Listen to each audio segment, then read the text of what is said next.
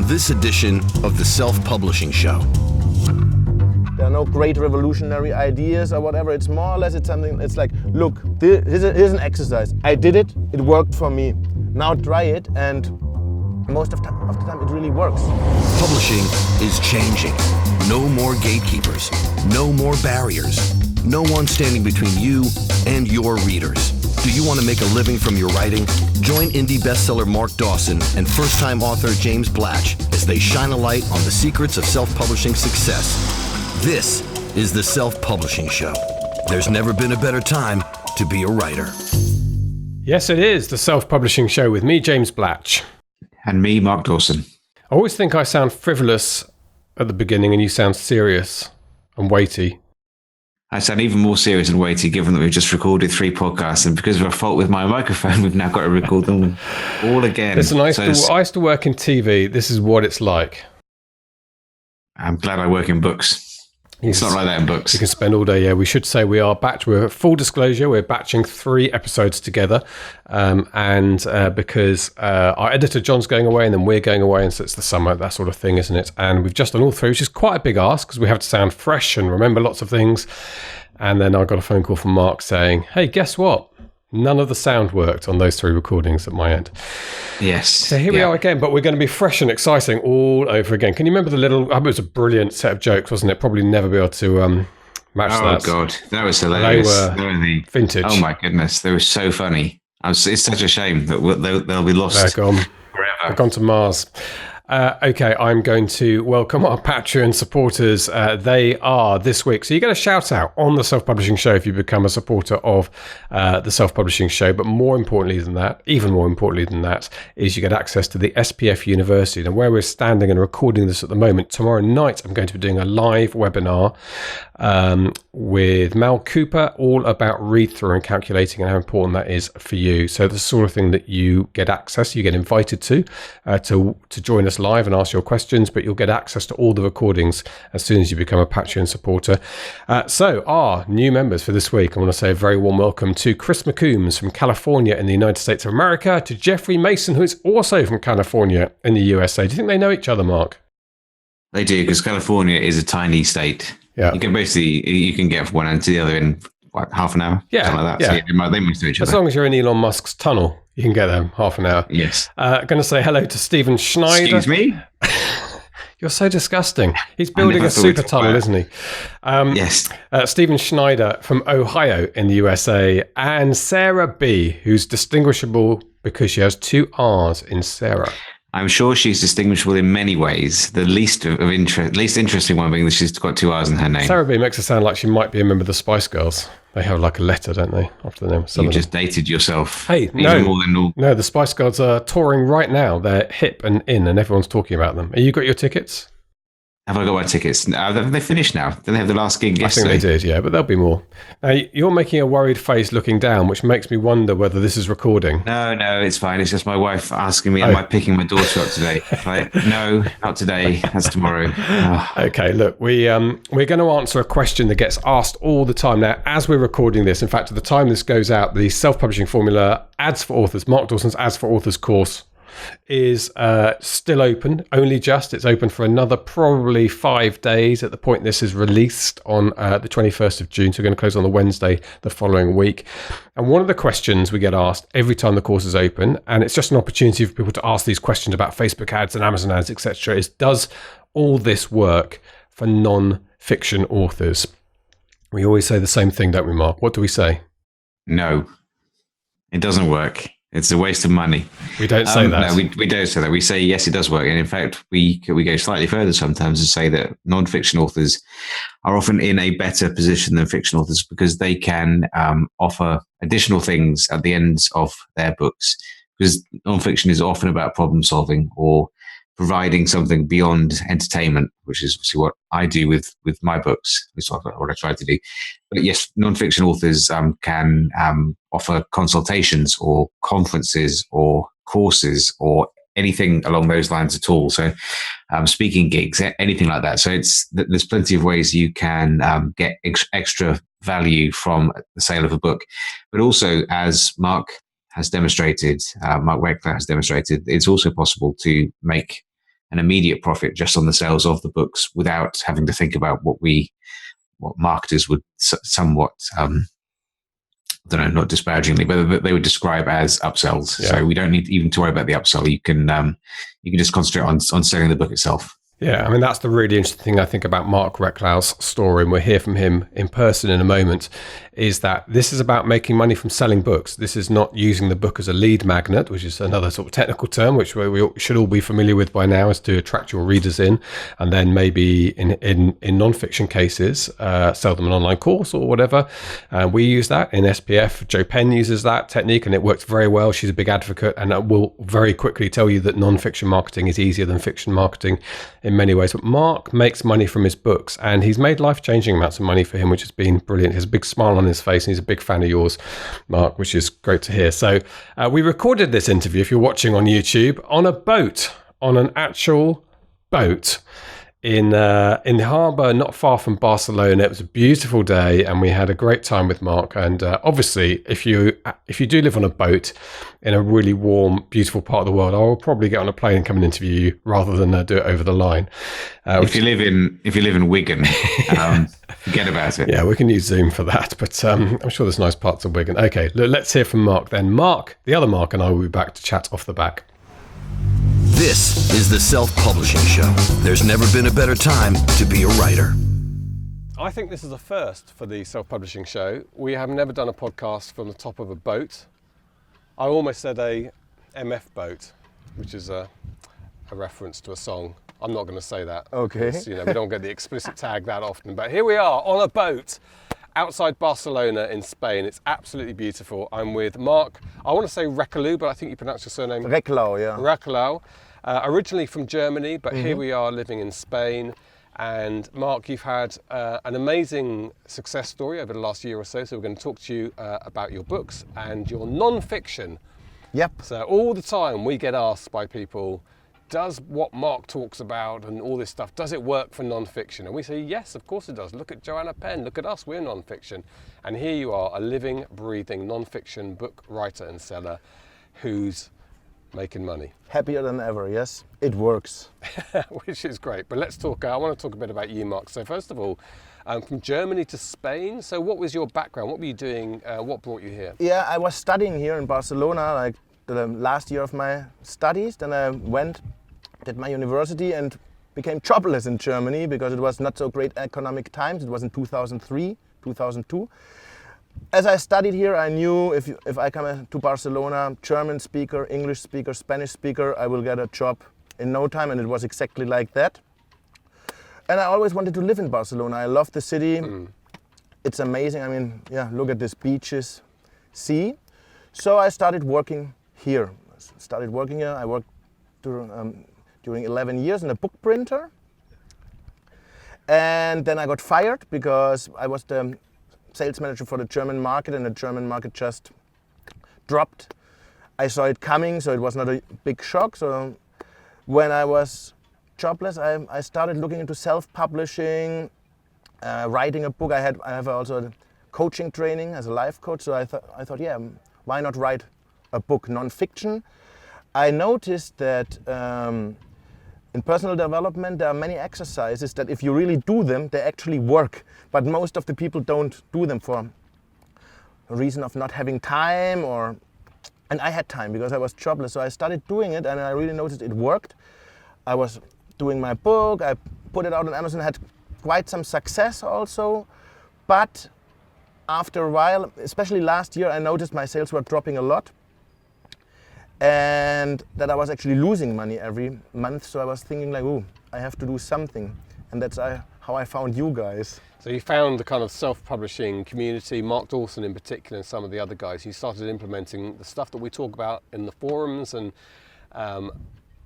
what difference did it make? Exactly, it's when the organic visibility on Amazon didn't work anymore because my numbers was showing it. Then I said, what are the best ones doing? Yeah? I was looking to Steve Scott, who is a non-fiction author, but then I found Mark and said, okay, because what I found out is that really from authors, successful authors that earn some money, they have three things in common. They write a lot of books. They have a promotion always. They have always 1 or 2 books on ongoing promotion for 99 cents or free. And they invest a lot of money in advertising. And then I found Mark's course and I said, okay, the testimonials, they made it for me. I said, okay, I'm gonna give it a shot, and then it worked. And can you give us an idea of what your income level is from your books now? Yeah, between $4,000 and $5,000 a month, which is amazing, because before it was $1,000, $1,500. I learned a lot also about mindset, about business, because at the end it's a business. You have to watch it as a business. Now in retrospective, I see I build up my business as a self-published author on BookBub deals, because I got 3 in a row when I started out, so that was amazing. But suddenly I didn't get them, and then what are you doing? And the answer was advertising. So I'm not even doing the Facebook ads. I'm doing Amazon ads and BookBub a little bit, and that's good enough. Fantastic. Okay, well that's a great introduction to understand how you come to be sitting on a boat outside Barcelona with a smile on your face, which is great. So congratulations, Mark. And it's funny how many people say to me, and when we talk to people who've been successful, it doesn't necessarily have to be Mark's course, but they've suddenly got it and understand and get into it. They say, now I understand it's a business. And I don't know why authors don't think it's a business, but I think maybe that's because the way the traditional industry treats the writer, puts them at arm's length a lot, and traditionally has done in the past, and they don't get into the nuts and bolts. They deliberately keep them away from the nuts and bolts because that's where the money is. Whereas self-publishing, people, when they get and understand it's a business, that seems to be when the income starts going up. Absolutely, yeah. Yeah. Okay, I want to talk to you about what you teach then. So this is fascinating to me, the self-help. So you found yourself in a place where you kind of thought, well, I've got some time, I want to improve myself, I want to open up possibilities.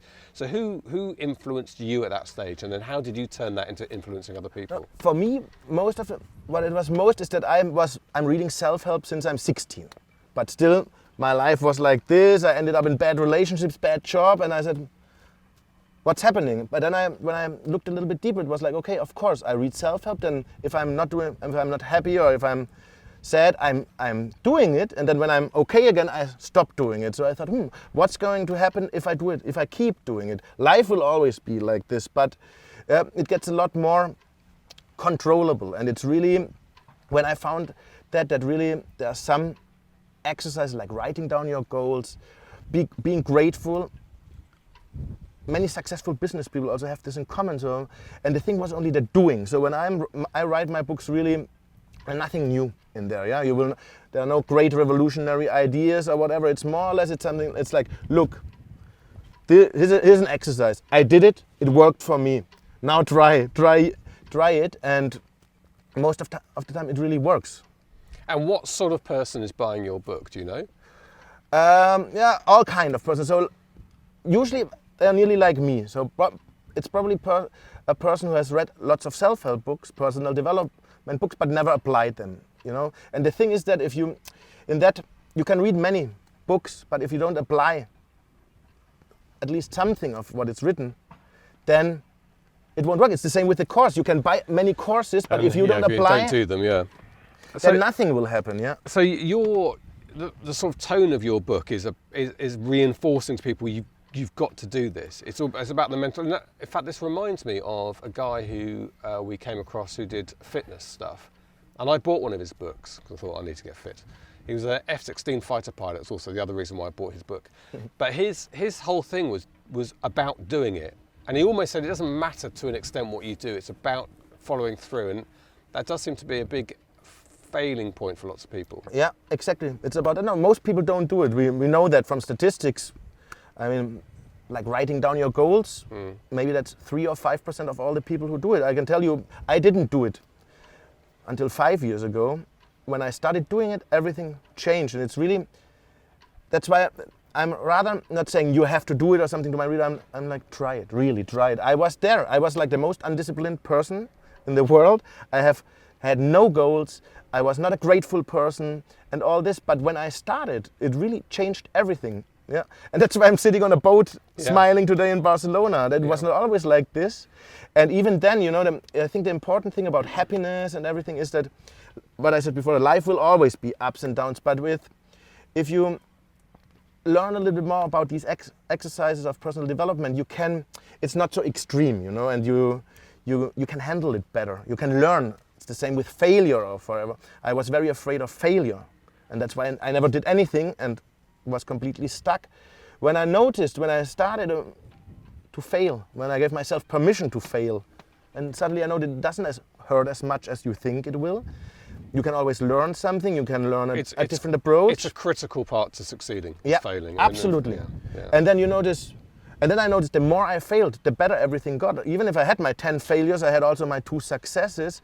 And it's all about that. What you said about doing, about trying, and give yourself permission to be human, to be imperfect. Nothing is perfect.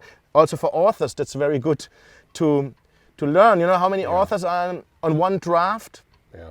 Since a long time, and it's just never getting right. And I had this with my first book. I wanted my first book, 30 Days, to have 101 chapters, the typical 101.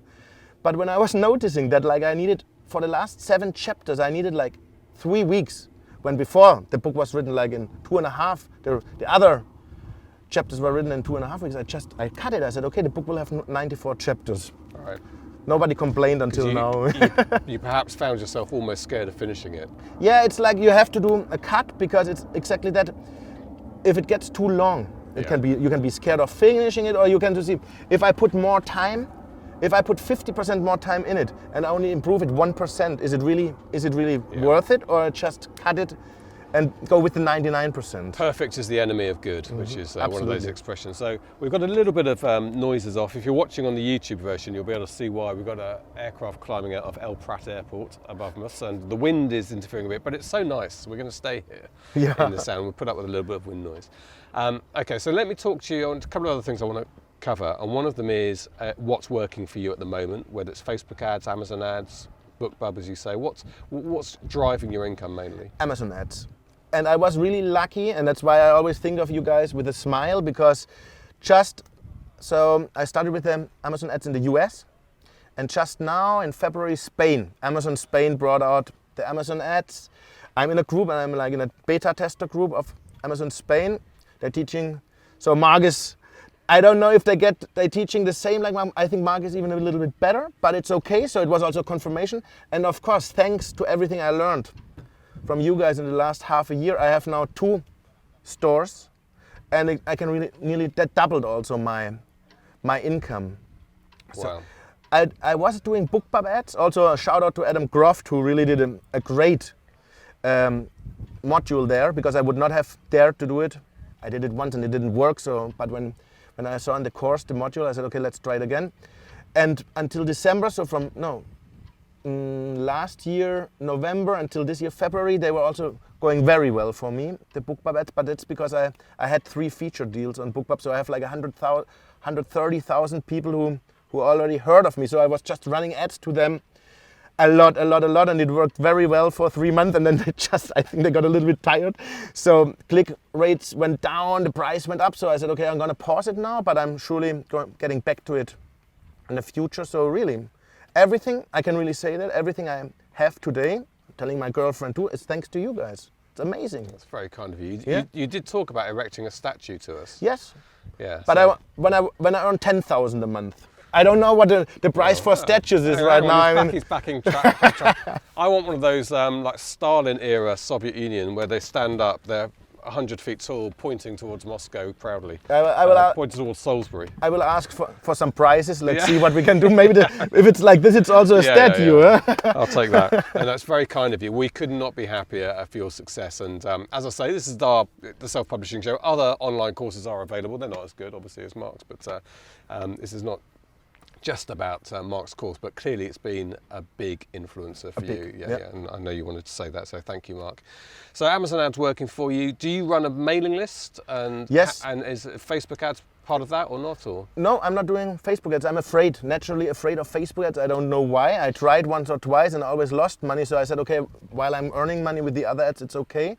What I also wanted to say, it's really, when I did your course, I checked my whole system. So I had everything set up. I had the email. I had already 6,000 subscribers. I had my onboarding and everything. But I really went through the course and adapted everything I had. It was like a refurbishing, redoing of it, and I think that also helped a lot. So Mark says you can copy it, so I copied his onboarding sequence, of course, with my text for my people, but also seeing that's what I said in the beginning. So having a reference, so it's like, okay, Mark sends his mail on day 1, 2, 5, 7. Okay, I'm gonna do this too, because before I didn't know, is it good, is it bad? But when you see that other people do it, it's like, okay, try it. No, and so I pimped this up, and also I think it helps, and I have now 10,000 subscribers. So yes, okay. I mean, I think that's a really good point. People do contact us occasionally saying, I've got everything set up, I just need to know how to run one part of ads. Can you give me some instruction on AMS ads or whatever?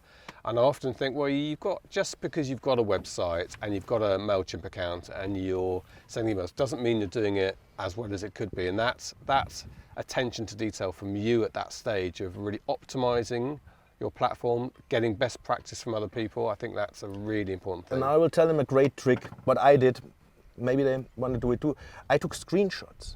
So my to-do list was screenshots, and whenever there was something interesting, and there was a lot on the course, I took a screenshot, and then I, like for example, landing page. So I put that in a file, so that when I was working on my landing page, I had like 4 or 5 references to look at it, and that's how I got the work done. Because when the work was done, I erased it. I erased the screenshot. So I don't know, maybe that helps one or another. That's nice. Well, that's like the old whiteboard, crossing something off. There's something psychological about that. Okay, so you're publishing your non-fiction books. Now, a lot of people in this area, and a bit like us actually at SPF, the books we produce are not the money-making aspect of it. For us, it's online courses, and Joe Penn and other people will use books for part of their brand and to find people, for people to find them. But for you, books are the driver of your income. Yeah. So. Funnily, I don't know. I tried all the other stuff too, but last year when I was really reflecting, I said, okay, where does 80% of my income come from? And it was the books. So I said, okay, I will concentrate 80% of my time on my books, on pimping everything up, on doing my marketing, on doing my ads. The fun thing is, then everything else comes organically because now that I'm selling a lot of books, now come the offers for company training, for doing online courses together with other people. I just signed an audiobook deal, 3-book deal with the top audiobook publisher in Spain. So because you've driven your own success, suddenly Amazon starts noticing you. I guess the Amazon algorithm started noticing you. So let's talk about that a little bit. So you started to pick up some extra areas. The audiobooks is an interesting one to me, because it's I know the audio market in the UK and the US. Not so familiar with it in Spain. Something that's growing. Absolutely. I don't know the numbers, but I think it's gonna. I know it grew enormously in the last 2 or 3 years, and the Spanish, it seems they are very, they like their audiobooks, like they're listening a lot to audiobooks rather than reading. Also, you have South America. South America is 450 million Spanish speakers. They also, many times I get mails from them, they say, I bought your audiobook. Many of them don't buy the book because sometimes it's not so available or whatever, or it costs too much when you want to have the paperback. They bought the audiobook. So yeah, it's amazing. I think this will go more and more up. So only going one way. And your books, do you do print as well, print on demand, or? Yeah, with Amazon, the paperback. So I also run my ads to paperback versions. I also, another thing, I sell a lot more paperback since I'm running ads to it. Now, I know a lot of people will be watching this and they'll be thinking about the Spanish market, which you've just mentioned there, because as you say, it's not just Spain. Spanish is one of the most widely spoken languages. Not quite as widely spoken as Mandarin or English, but not far behind English probably. In fact, I might even be wrong there, maybe more English. And I notice in the US now, speaking Spanish is very helpful, standing around in queues. So how, is this an area people like Mark Dawson should be thinking seriously about? Absolutely. And now, thanks to the ads, I think you can actually earn some money, because before it was difficult. Until December, I wouldn't advise people to go in it, because the translation normally costs a lot, 1,000, 2,000 euros or more. But now, thanks to the ads, you can actually drive traffic there. So No, I would say try it.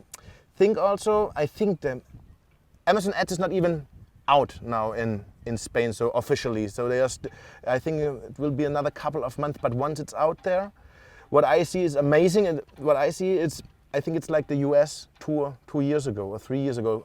Not a lot of competition. I buy a click for 2 cents. Wow. Yeah, which is amazing. Yeah, so it makes it all. I read Mark's comment. He's in Germany now. Yes. Motivated me because I am German. I have one book in Germany I never saw, and I'm translating myself. But I said it. No, I won't spend 40 hours of my life just to have a book that doesn't sell in Germany. But now it's a game changer because once I can go with German Amazon ads, I'm sure I can make that book more successful, and I will translate all my books to German. So these are the markets I would have in mind. Germany, English-speaking market, and then Spanish, and everything else. When you're top there, I mean, you don't have to worry anymore, I think. It's just another reminder, isn't it, that when people think, oh, it's all a bit saturated here, just when you think one market might be getting more competitive, another one is right at the early stage. But it's the early adopters. The early bird catches the worm, as we say in the UK. I'm so happy the first time in Spain I'm with the early adopters, because in the US I was not believing in Amazon ads just since last year, and it's like, wow, in Spain I'm actually in there when it starts, and also the whole Spanish Kindle store is still not comparable to the US, so you can you don't sell as many books as in the US, but you can be up there and you can keep selling, and everything adds, There are only 300 or 400,000, maybe now 1 million books, which is not as much as 7 million in the US Kindle store. So. And have Amazon started noticing you? Because you must be quite Amazon Spain, fantastic. Already 3 years ago they noticed me. They invited me to an event. I talked to the head of KDP in Spanish, Rex Chuba. Unfortunately, he's not there anymore because it was a great guy. They took care of their writers, so he even received me in the book fair in Frankfurt. So I'm in touch with them, and that's also one of the advantages when it's still such a small market. They notice you, and it was exactly because they did also an ad for my book in the subway, in the Madrid subway. So I asked him, I said, why me? Yeah? And he said, no, we notice it. They really look at the books that deliver, and then you get opportunities. Yeah. Good. Final area. Talk to you about how you actually write. Where do you write? I mean, you're on your boat. Do you write on your boat? I write on my boat. Sometimes I write on the train. Funnily, the train to Barcelona. I've written 1.5 books on the train to Barcelona because it's more, I think, the changing of the environment, because if you're always on the boat, you get like numb a little bit. Yeah, it was very good for a long time because it's inspirational. My productivity skyrocketed here, but after a while, change of environment, and then maybe I might even go to cafes or something. But so the top spot is like my boat and the train. Yeah, perfect. What's it like living on a boat, by the way? I mean, it's beautiful today, but does it get rough as well? It gets sometimes rough. So especially like Easter this year was like very windy, and you are more vulnerable, because when the wind comes with 70, 80, 90 kilometers or 60 miles, when you're in a house, I never cared. When you're on your boat, you feel more vulnerable, or also thunderstorms or whatever. But sounds exciting. Yeah. No, and it's really, I mean, today is really quiet. Usually it moves a little bit. It's also great when you take your midday nap. It's like a cradle. I'm really being sold on the idea of a boat, a midday nap. That's the key. Look, Mark, we noticed you as well. Thank you. You're sort of popping up into people's radar, as they say in business world, and honestly, it's been a delight to meet you, and I couldn't be happier for your success. We love sharing these stories, and it's inspirational, particularly non-fiction. So the next person who emails me and says, does this stuff work for non-fiction? I can say, there's a bloke in Mark sitting on a boat with a smile on his face. Exactly. Who will say yes. Exactly. For me, it's an honor to be on the podcast. Really amazing trip the last year. And the great thing what the course did for me is also like, I feel in control, If I want to double my income, I just have to double my ads, double my work on it, and this is something that we didn't have before. So thank you guys. Thank you. This is the Self-Publishing Show. There's never been a better time to be a writer. Okay, there you go. There is Mark Reklau, a really nice guy, showing you that it can be done. And he's in early with Amazon Ads. You heard him saying in the interview that he took your teaching and implemented it bit by bit, which is what I always hear. And I'm almost third party. I know I help put your courses together, but I'm almost a bystander. When I do these interviews, it's very often the people who are most successful are the ones who said they implemented it almost verbatim. Then they start obviously adapting it a bit, but the people who rush ahead and say, well, I don't need to do this bit and that bit because I think I've got that covered, I'll just do this bit. Oh, why is it not working? And I'm always thinking, well, maybe it's those bits you skipped over at the beginning. But Mark is somebody who followed the course from the beginning to the end and is very grateful that he did so. Yeah, it's funny. We've heard that a few times, and it's not because I think my way is the only way, but it has worked for me very well, and it's worked for lots and lots of other people. And it is true that a lot of people have. I can think of John Logston in particular. In the early days, he tried to do his own thing after taking the course. It didn't work, and he went back to implement it as I laid it out, and it did work. And we've seen that a few times. And as I say, I don't consider myself to be the only authority on this, but the method that we have in the courses has been demonstrated to work time and time again. So I would say that's where people should start, I think. And also, I suppose before we knock off, the course is open for another 3 or 4 days when this one goes out. So this was Saturday, Sunday, Monday, Tuesday. I reckon 5 days. We could 5 days, yeah. So if you're interested in taking the course, you should do so now. One thing I will also add is that one of the reasons I'm so frazzled at the moment, there are lots of reasons, is that I'm back in the course creation mode and putting together an advanced Facebook course. And it's not going to be an hour or two of content. I think it's going to be more like 10 hours when it's finished. And it will probably be something that we offer separately as a kind of a separate course. But what we will also do is that anyone who has Ads for Authors now, or who signs up in this sales period, which, as we say, closes on Wednesday, will get that for free. And this will probably be a $400 or $500 course. So I promise that people will get it for free, and I intend to stand by that. So if you are a student, then keep an eye out for an email from us about that. And if you're thinking about, should I take it now or should I take it in November when we open it again? If you can afford it, I would recommend taking it now, because you'll get a little bit more value when this course is added on. Yeah, I think it will be a standalone course. It'll be an add-on for Ads for Authors in the future, but we'll stand by our word. And we've made that decision because putting it together, it's going to be a beast. It's going to be many hours of content. It's going to take you to the next level. And we know that we've got within our large group of students, there are more and more who are emerging at the top, who are making a lot of money and doing things, and they want to, or people are just on that cusp and they're looking for those edges. They've implemented everything you've talked about, and things change. So this will be a super addition, I think, to the course. Okay, great. I'm just going to very quickly say that next month in July, we're going to be in New York for Thriller Fest. So that's going to be John, me, and young Tom. Mark's going to take a break at the same time. Somewhere warm and sunny where hopefully you'll be less frazzled. And we're going to have a little get-together. We would love to buy you a beer. So we are going to have a get-together on Wednesday, the 10th of July in New York City at a place called Stout NYC. There are a few stouts around. In fact, Mark and I watched England go out of the World Cup in another stout. Oh, yes, we did. Bar further south towards Midtown. But this is going to be the one near Grand Central. I think it's called Stout NYC, but it's also Stout Grand Central. It's an Irish pub just around the corner from Grand Central Station, Grand Central Terminal.